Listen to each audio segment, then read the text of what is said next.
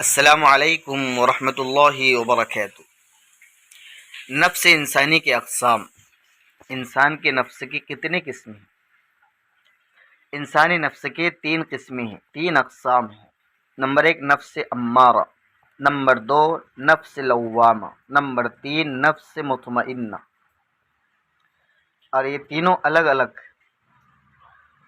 جب انسان کی صحیح تربیت اور تعلیم ہوتی ہے تو اس تربیت اور تعلیم کے ذریعے نفس انسانی مزکی بن جاتا، پاک ہو جاتا ہے، تو یہ نفس امارہ سے نفس لوامہ میں تبدیل ہو کر بدل کر اس کی یہ حالت ہوتی ہے کہ شریعت اس کی طبیعت بن جاتی ہے، گناہ کی طرف مائل نہیں ہوتا، خلاف شرعی کاموں سے طبی نفرت ہونے لگتی ہے۔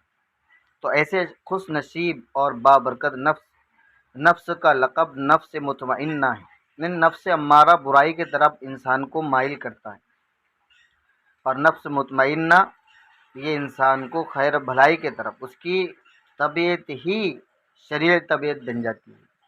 یعنی مومن جب ریاضات اور مجاہدات کر کے اپنی بری عادات اور اخلاق رذیلہ، برے اخلاق کو اخلاق حسنہ کے ساتھ، اچھے اخلاق کے ساتھ بدل لیتا ہے، اطاعت حق اور ذکر اللہ اس کا مزاج اور شریعت اسلامی ہے اس کی طبیعت بن جاتی ہے، تو حدیث شریف میں ہے جب مومن کی موت کا وقت آتا ہے تو رحمت کے فرشتے جنت سے اس کے لیے سفید ریشمی کپڑے لاتے ہیں اور مومن کی روح کو خطاب کرتے ہیں، یا ایتھا النفس المطمئنہ ارجعی الی ربک راضیۃ مرضیہ فادخلی فی عبادی وادخلی جنتی۔